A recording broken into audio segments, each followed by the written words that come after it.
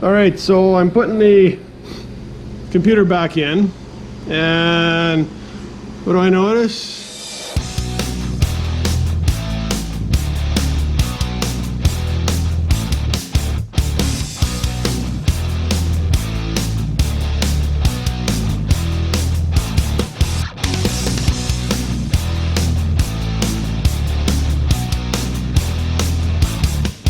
Hey everyone. Okay. Left side of the bike, 2016 XMR 850 Outlander,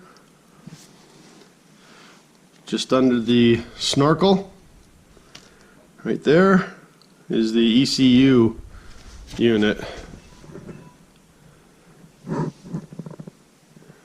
going to take that out, we send it away, and get it reflashed. I think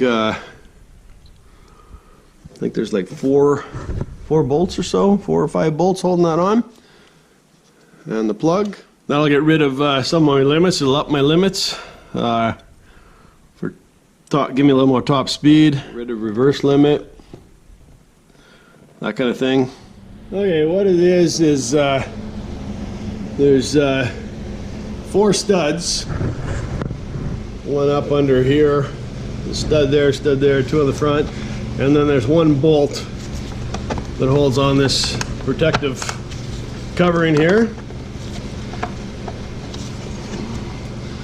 And then we might have to cut some tie wraps here and then unplug it. Alright, there's the ECU.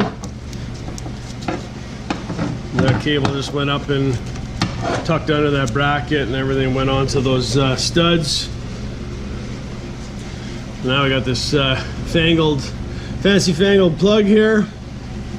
Looks like it just clips up, so there's got to be a release on it here and there, and then the clips up, and then the plug pops out. So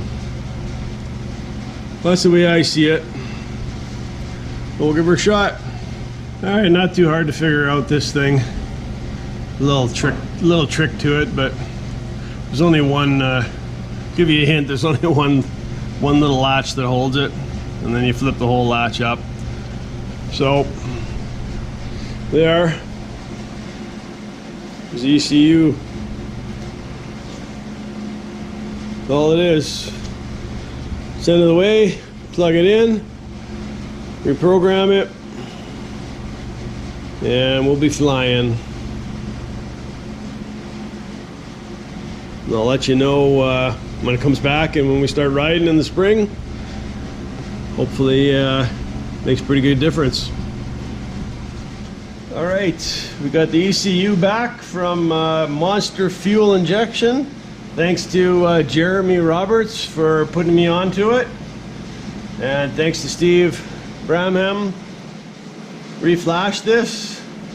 I couldn't do it in 91 octane, which supposedly gives you the most power again, but had to do an 87 because we got out here, basically that's all I fill up with is 87. We can't get any 91 out here.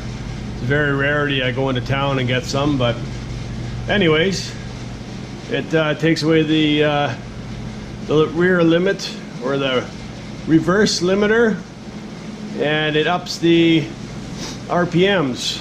So I used to limit out at 105 kilometers an hour. Now I should limit out, I think, about 9,500 RPM, and we'll see how fast she goes. So give me a little extra oomph anyways. So thanks for that, and then we'll get that put back in. All right, time to put the ECU back in. Plug her back in.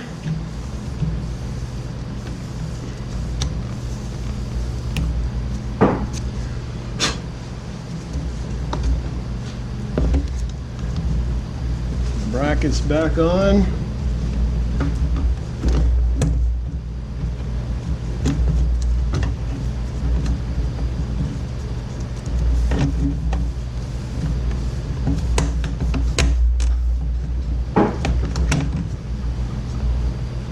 Just like that.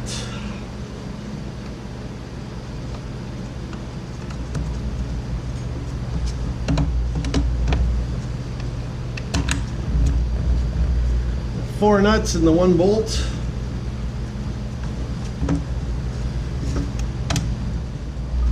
Be a little while yet before we got 3.5 feet of snow, so it'll be a little while yet before I get to try it, but I'll do a review and I'll let you guys know. Alright, just gotta tighten those up and it's done. Alright, so I'm putting the computer back in, and what do I notice? And I noticed that the fender has been rubbing on the flexible exhaust that comes from the clutch box, and if I don't do something about that, that's going to wear through. And at the same time, on the other side, here where the fender's been rubbing on those wires, so we're going to have to deal with those 2 issues. And if you have a Can-Am, I would suggest looking at those too. Okay, now we got the tranny back in, changed the seals, thanks to Chris. And we went to put the drive shaft back on, and we found out that the U-joints were screwed. So we're going to take those apart, change the O-ring in there, that was leaking. I got to do something with the valve covers. We got that all sealed up nicely. So that's how she sits. That's what the little bearings look like. Messed up. So we gotta change 2 U-joints now. And I greased them all the time, so that's the U-joint. That's the cup with the roller bearings. Yeah, it's pretty toast. Definitely needs to be changed. That's where the little grease nipple went in.